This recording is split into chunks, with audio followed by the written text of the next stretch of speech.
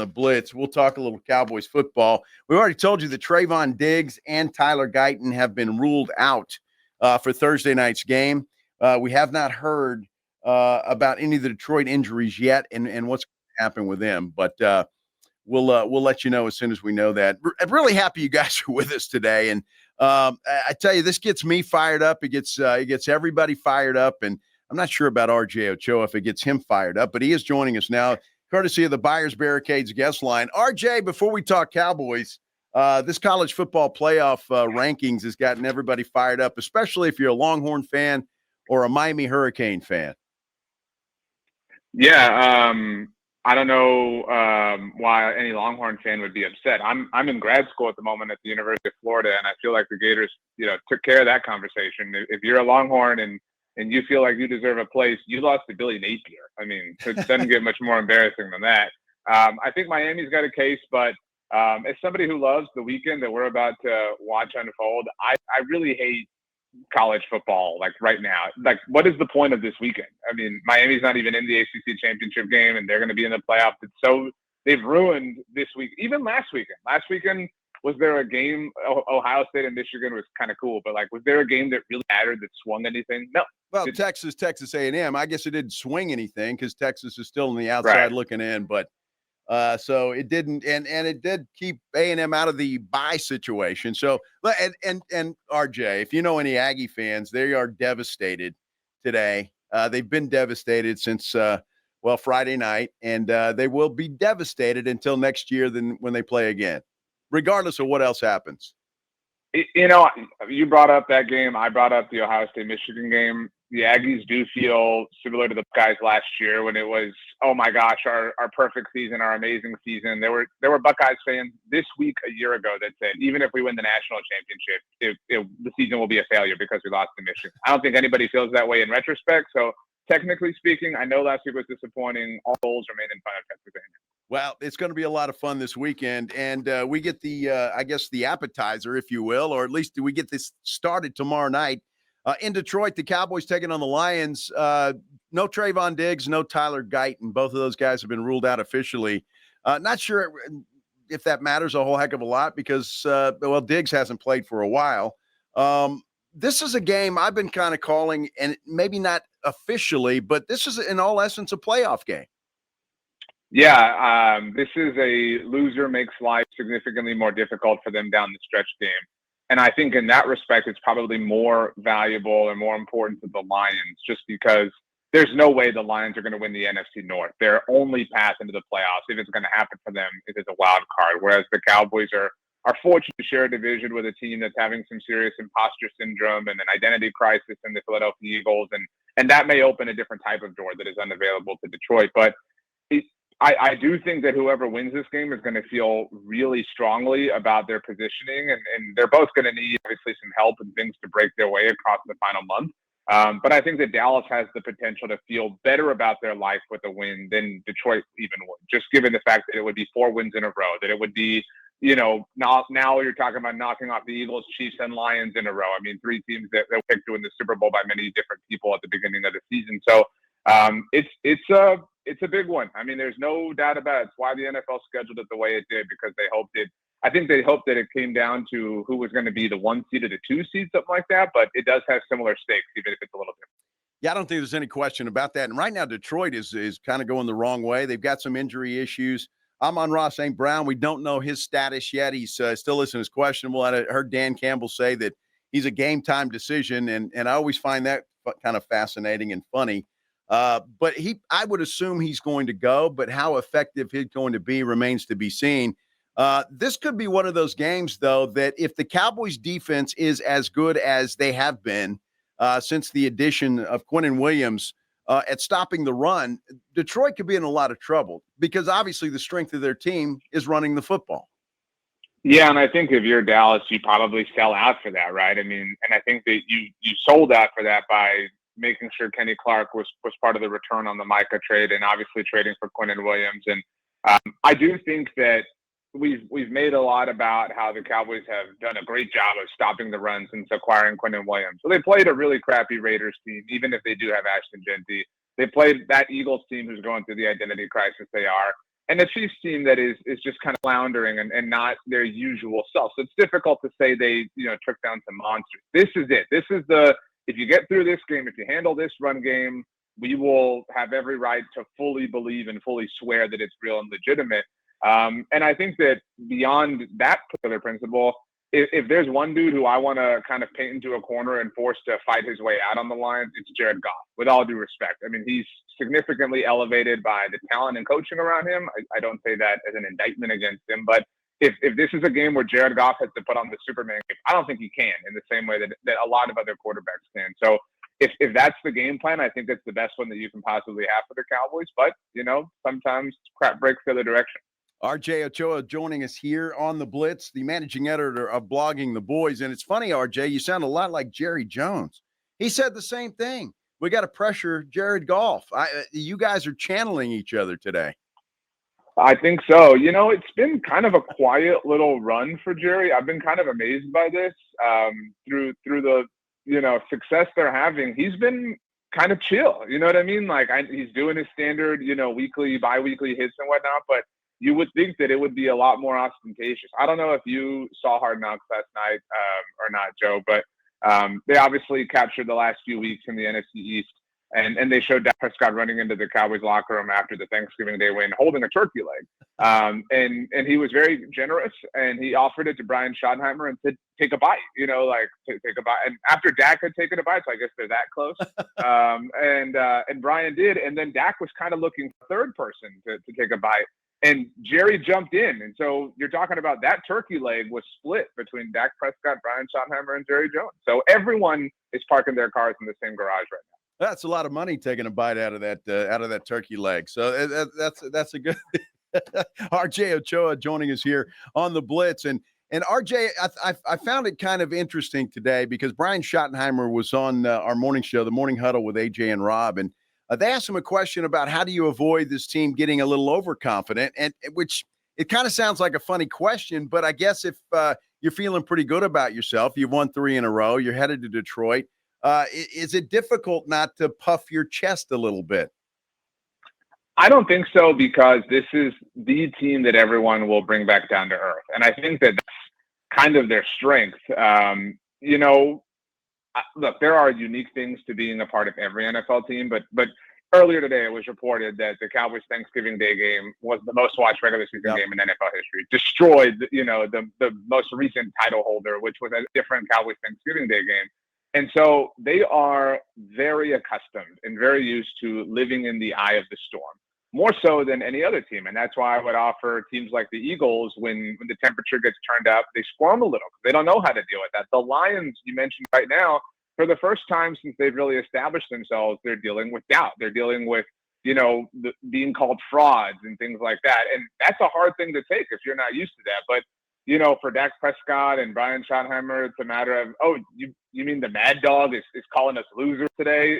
Yes, like it's just something that they kind of know to be true about their life. And so I think that's what helps kind of keep them grounded in that weird sense, is that the fame of who they are has brought a lot of cons with it, and they understand that juxtaposition better than most people in their situation. Yeah, I think that's a good point, and you're right about that. That team gets more criticism than any team that I've ever seen, for sure, from a variety of places. Let me ask you, though, about Philadelphia, because you brought them up, and they're in a free fall again. This happened 2 years ago as well, when they simply just fell out of the sky, and they looked like they were unbeatable, and it benefited the Cowboys. They had the 2 seed, and we know history, it didn't go well for them in that first playoff game. But this scenario could happen again.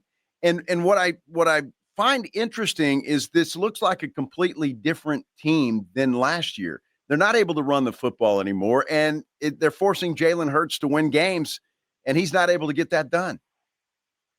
Yeah, it's difficult to talk about the Eagles because you end up with people who talk about how all they do is win, or people who think that Jalen Hurts is trash. And I think the truth is somewhere in the middle of that.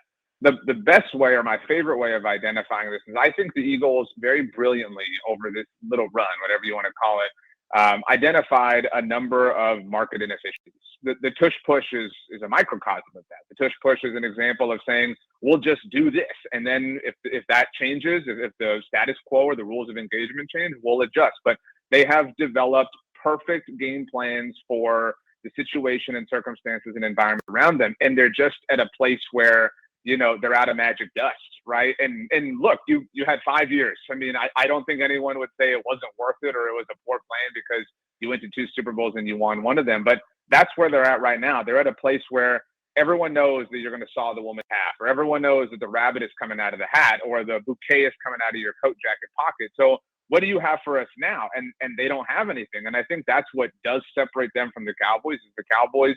The great Bob Sturm has an ism that I love. The best quarterbacks in the NFL are the thermostats. They set the temperature. And that's who Dak Prescott is. But there are other quarterbacks who are more thermometers, who just are representative of the temperature and circumstances around them. And that's kind of who the Eagles are as a whole right now.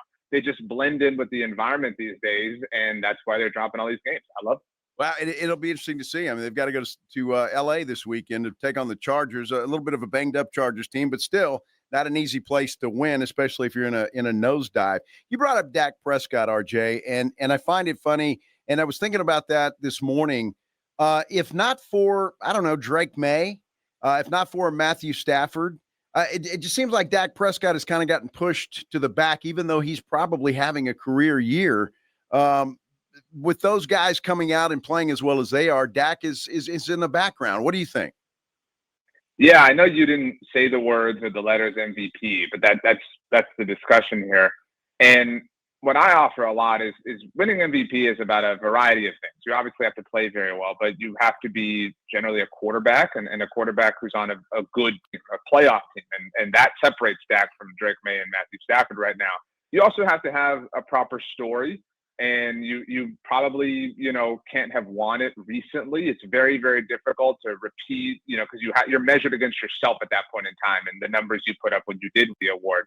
And so all those factors benefit Matthew Stafford and Drake May in a way that they don't benefit Dak Prescott.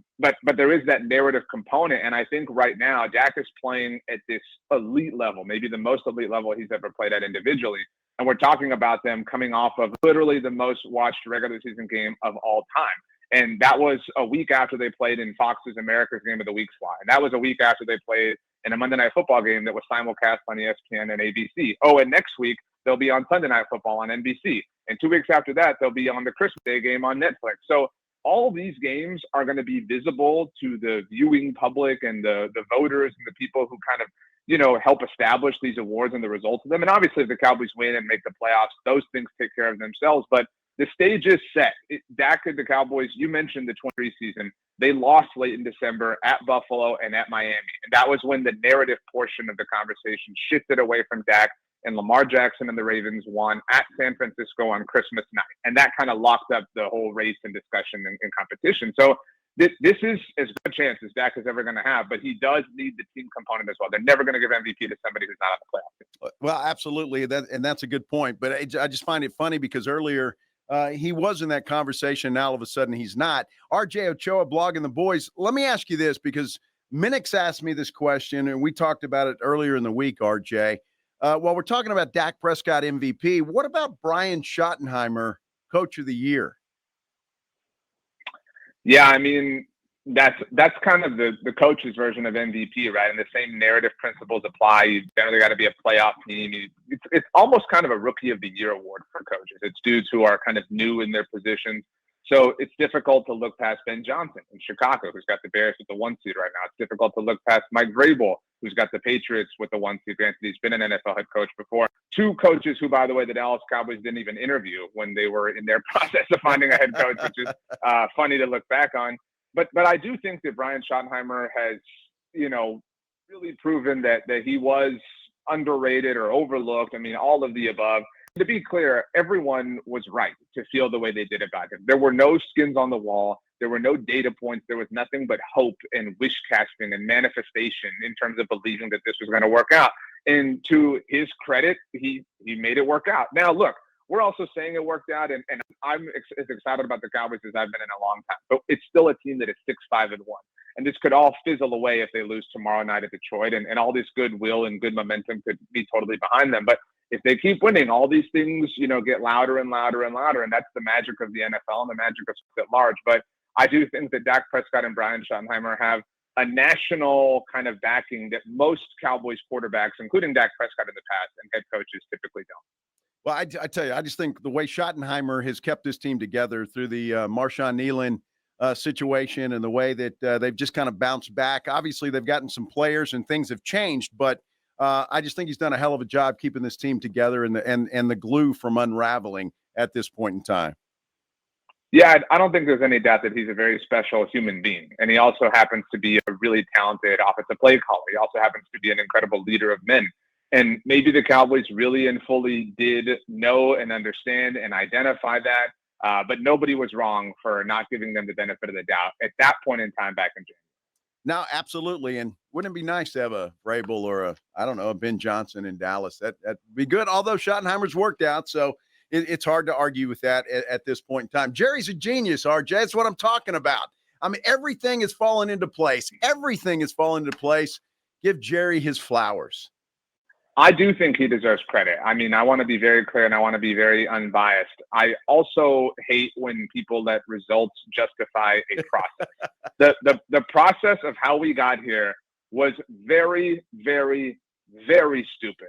If you take one right and I take three left, we ultimately got to the same destination. We're both headed east, right? But I took a much more difficult and unnecessary path to getting there. So we're not of equal logic and merit is my entire point.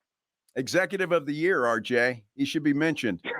That is a fair conversation, but that is truly how powerful winning is, right? Like winning is a drug, and winning can manipulate your assessment of things. And that's why winning Super Bowls, makes you invincible, because when you win the ultimate things, you lift trophies, when they hang banners for you, you get statues. I mean, you get immortalized. And that's why everyone wants to see the Cowboys do it, because whichever Cowboys team ultimately does do this, and it may not be in 2025 or 2030 or 2050, that team will exist in invincibility in a way that no team ever has, just given everything to this point, obviously. I just look back in history about, Troy Aikman and those guys that are just enshrined and they're champions. And that means a lot in Dallas if you're a Dallas Cowboy, no doubt. RJ Ochoa, managing editor, blogging the boys. Appreciate you, RJ. Be a good game. How was the brisket before I leave? How was the brisket? It was fantastic. It was great. I think it was my best one yet. I saw the pictures. I saw the celebration. I'm glad the Reinagel family had a rip-roaring good time. I hope your tree is up, and I hope every night you get to sit on the couch and just kind of be grateful for life's blessings and just enjoy the holiday. What a wonderful time. And the Cowboys are good. Like, what more could we ask for at this point in time? Unless you're a Longhorn fan and you're a loser who lost to Billy Napier. Well, he's not here today, so we can laugh at Jason Minix. I'll text him. I got his number. Don't worry. Yeah, do that, will you? I hope your family had a great Thanksgiving as well, RJ, and Merry Christmas to you. We'll talk again, though. We'll talk a couple of times. Absolutely. Appreciate you, RJ. Thank you very much. RJ Ochoa joining us via the Buyers Barricades guest line. All guests, in fact, join us by the Buyers Barricades guest line. Provides traffic control, rental, and sales for San Antonio and beyond. Online at buyersbarricades.com.